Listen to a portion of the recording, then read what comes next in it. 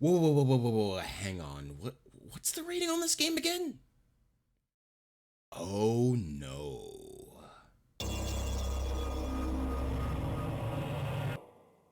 Created by the bright minds behind Racket and X, one Hamsa, Underdogs is a roguelike mech brawler with physics-based combat and a dark and gritty cyberpunk flair to it.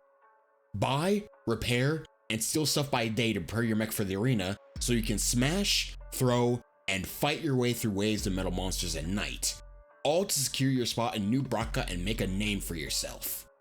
This is a game that I've kept my eyes on as the release date for it drew near. I mean, it's a single player mech brawler with a unique presentation and gameplay to it. How could I not?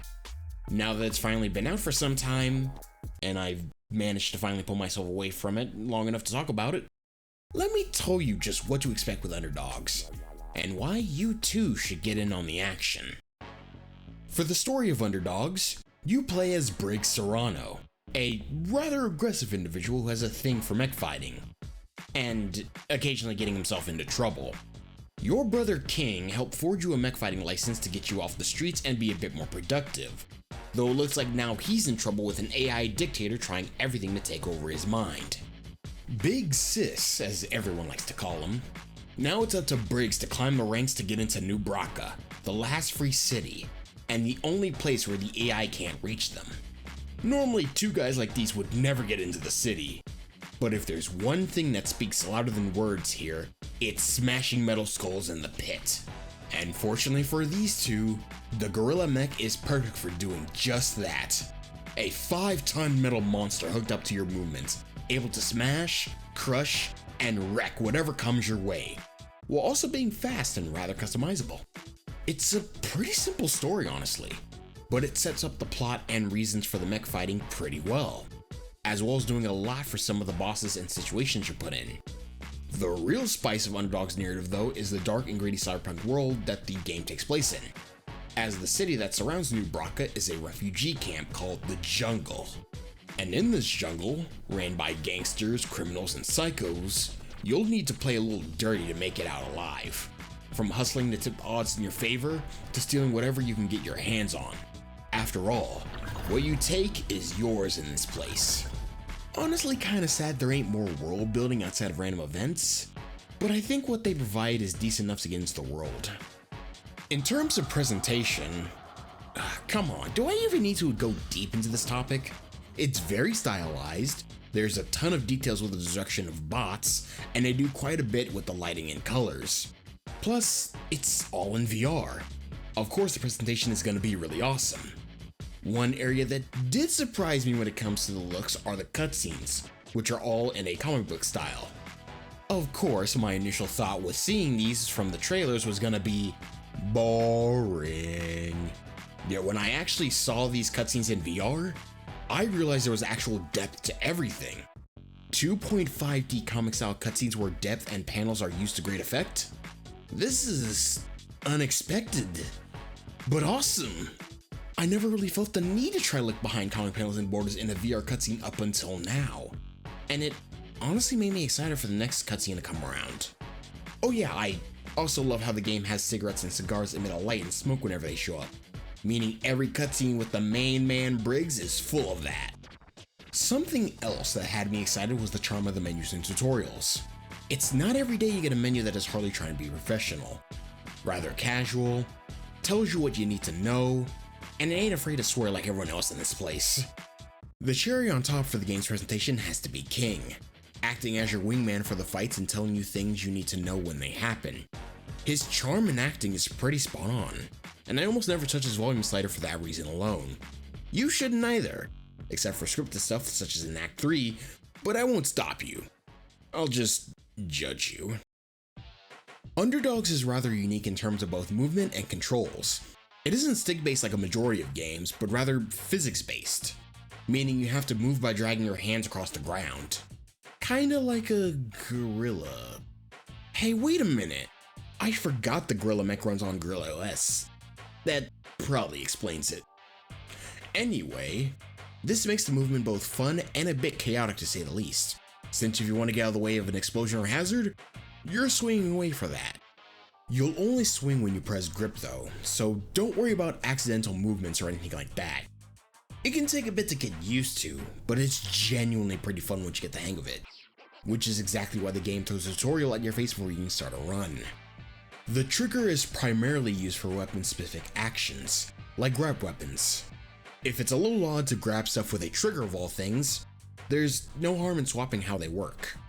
As for attacking, just swing your arms. The wider and faster you swing, the more damage you'll deal, as indicated by the vertical bars on the side of your cockpit. Damage to the head or weak spots will deal even more damage, so make sure you aim your attacks well. Oh, and remember to keep the play space in mind before you wreck it harder than the bots. Lastly, you can swing both arms while holding grip to dash forward, which works as an attack that pushes bots away from you. There's not much else to it really, outside of one button being used for calibration and to pause, as well as either stick to rotate the camera. Otherwise, swinging and grabbing is the name of the game here. The complexity is less control based and more mechanical, so once you get the hang of things, it'll just snap into place. The main gameplay of Underdogs has two sides to it, pre-fight and the arena. Before each fight, you have the opportunity to buy items, repair your mech, look for new items, and all that good stuff. You get 3 actions per day, and most of them are handled in a choose your own adventure sort of style where events and outcomes are often randomized. You could get lucky and find a new gear, or end up biting a big one and possibly losing stuff. Even the act of getting repairs can sometimes have risks or issues to it, meaning everything has to be weighed in. I really like this approach, as there's tons of characters to meet for potential world building and to help you before each fight. These characters also tie pretty well into the fights with the reputation system, which is your standing with that particular character. Buying items and interacting with them will obviously raise it, while doing things like stealing will likely result in you burning that bridge entirely. So while it may be tempting, try to be a good sport with those you want to do business with. Once night rolls around, it's time to fight in the arena. Fighting pits run on patrons, who will offer you a challenge of some kind that you'll have to do, but will have unique reward when you take them on. The higher your reputation with that character, the better the payout. Some of these challenges can be as simple as having the arena go dark or putting a special type of enemy into the mix, though there's even crazier ones such as bots exploding after death or forcing you to move if you don't want your arms to overheat. They even have one which makes one of the arena's hazards constantly shoot blast waves at you, which were recently buffed to deal damage to you. Yay! Before each fight begins, you have the opportunity to adjust your gear in the garage, allowing you to change parts of your mech in numerous ways through the many items you'll find on your run. From parts such as weapons and bash cards for damage, to numerous arms for slots and special attributes, giving some thought as to how you want to tweak your gear instead of just going for straight damage. Also, since parts like arms have their own health bars, you can keep extras around in case the one you're rocking is badly damaged, and a mechanic is nowhere in sight. Alongside these, you'll also come across items like add-ons which are put into slots and work alongside parts of your mech for even more benefits, whether that be locomotion, damage, or adding attributes that only certain weapons take advantage of. An add-on that makes bots target each other after grabbing one of them? Yes, please. But because the amount of slots you have is limited, it will become tricky to carry all of them. Luckily, there are permanent buffs in the form of upgrades and quirk boxes, which will imbue that part with whatever your heart desires, leading to some rather silly builds. Now that's a lot of damage! Just make sure you read what it says on the tin before you end up capping your damage though. The last thing to mention are consumables such as repair kits, which are used to, well, repair the mech. Kinda helps to keep everything in tip-top shape after all. You might even get lucky enough to find repair kits that refill each day. Anyhow, once you get all your stuff together, and you're happy with the build, the fight is on. The fights in Underdogs go something like this. You see an enemy, you smash it in any way you see fit. Punch it, throw it, bash it, maybe even push into hazards. Whatever method works for you to grind them into a pile of junk. Going monkey brain against anything that comes your way has never been so much fun. And there's hardly a wrong way to go about crushing metal skulls really, especially when hitting a bot enough times will stun it, giving you the opportunity to go to town without issue. Just keep one important thing in mind though. When fighting, your mech has 3 health bars you'll need to keep track of, each representative of different parts of your mech, those being your arms and the cockpit. If an arm breaks, it can't be used anymore for smashing or movement. You can pick them up and use them as a weapon if you want, but it's as good as gone. And if both of them break, well, just make sure that doesn't happen. I don't think I need to go into too much detail for that. If the cockpit breaks, you're exposed for any metal monster to rip you apart. Any hit while your cockpit is broken, and it's game over. Keeping the mech intact doesn't sound like an issue, till you learn that damage persists throughout the game. So you generally need to make sure you don't take too much damage or it will cost you in the long run, especially as each day makes the nights harder and longer. So it won't be long before the damage and lack of repairs will be too much for your mech to handle, putting you at a risk of possibly getting wrecked. Oh yeah, didn't I say this was roguelike earlier? No! Oh! What? No! Oh no! No! What hit me? No! Nah.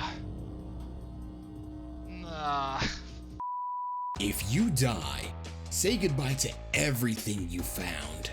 You'll need to start from day 1 and hope for the very best. Yeah, that interesting story and all those character events are a facade to the game's permadeath. They really do mean it when they say don't get attached. It's like that old Mech game with the weird controller where dying deletes your save. Except there's no eject button to be found here. You're either coming out of that arena victorious or in a body bag. It not only puts a lot of emphasis on what you do by day, but how well you handle yourself at night.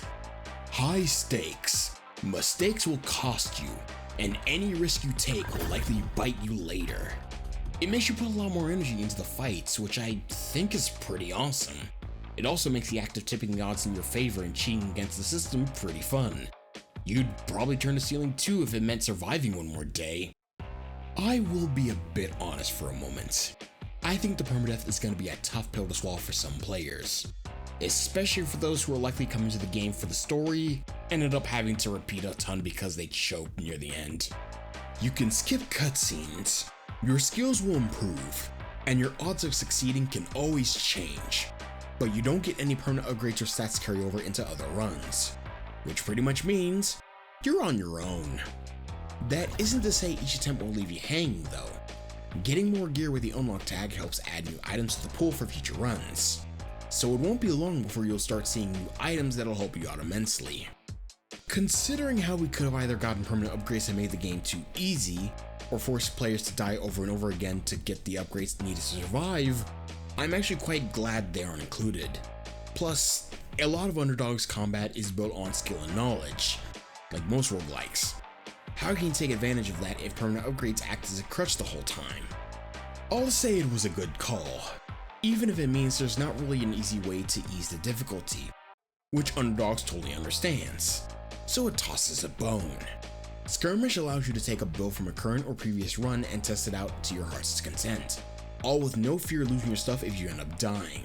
If you're unsure if a build may work for the next fight, test it. Better to test an environment with full health and no fear of death, as opposed to coming into the fight hurting and possibly getting sent to the beginning, right? This one simple addition is what a roguelike of this style definitely needs. A way to encourage experimentation and increase knowledge without punishing the player for doing so. It's beautiful. Even if you aren't looking to learn, it's just fun taking sane builds and putting them to the test while bored, all without having to climb to that point of the run each and every time. Whether you decide to use it for practice, show the game off to others, test builds and items, or to grind footage for the kill of the week like I did, it's definitely something you should try every so often. Now, I don't normally dedicate a section to a VR game settings, but Underdogs is a special case. The presentation and design is solid, the buttons tell you what they do whenever you hover over them, there's even knobs for the graphic settings and volume that you twist to change. But wait, there's more! From muting song lyrics to even changing the OST to a non-copyright version, which is absolutely perfect for streamers and content creators like myself. Speaking of that, One unique addition for the Steam release are the various camera options for the spectator view, which I have to say is something I wasn't expecting. Like at all. After Half-Life Alyx got VR spectator views just right, I wanted to see what other games would take advantage of it. But outside of some few unique cases, it was a rarity. And those that did, kind of just use it for reminding you what game you're playing. Here though, you have 4 alternative camera modes with various settings and angles. Some of these can even be controlled with a gamepad or a mouse if you want someone to help you get the best angles. I primarily use first person for the stabilization and adjustable field of view, but anchor can be a really fun one for slapping it onto different parts of your mech, or even the bots and objects scattered about in the arena. It's all about seeing what works and playing around with everything so you get the view you want. Though do be mindful that it is very intensive, so don't be surprised with visual bugs and all that while using high graphic settings. There aren't really many critiques that I have about the game currently. Like, I seriously don't. It's been so polished that outside of a few small bugs, I have trouble finding the cracks anywhere major. I want more. The in-game roadmap and patch notes show exactly what they're going to be adding. Alpha dogs are a pain. Enemy balance coming in soon. Also skill issue. I really wanted the pre-order reward on Steam. I actually prefer the default one Hamza charm more. Yo, stop molesting that thing. Like, I literally have to scrape the bottom of the barrel for a critique. And it's literally just the first person camera not showing stats in the garage for the viewer. That and no achievements, which like, okay. The issue is too small to make a big fuss about. Actually, there is one issue. Why is glass cannon considered a good quirk? Thanks guys. You made me fight against 2 jacks and the wardens with only my right arm for 12 minutes straight. Let's just move on. Underdogs is genuinely one of my new favorite VR games for the amount it gets you moving. It's definitely a workout for your arms if you intend to play for long stretches. I don't recommend it of course, because this is a roguelike, and you can say and quit if you need a break, but I'll leave that for you to handle. More importantly though, the game's presentation and overall flair is just really awesome.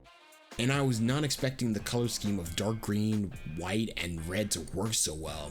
And if all that wasn't enough, the amount of effort done for streamers and content creators is crazy to see from a VR game of all things.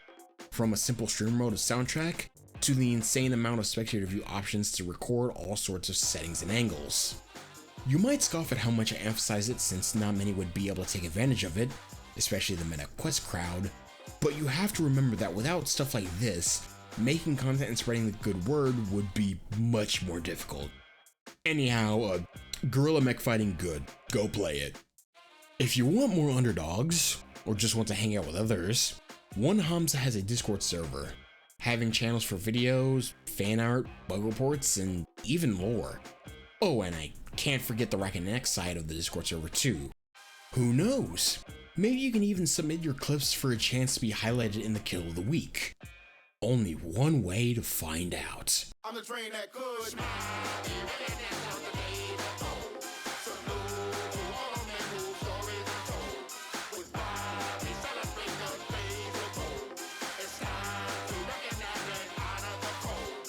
Underdogs is available for both Steam and Meta platforms for $29.99.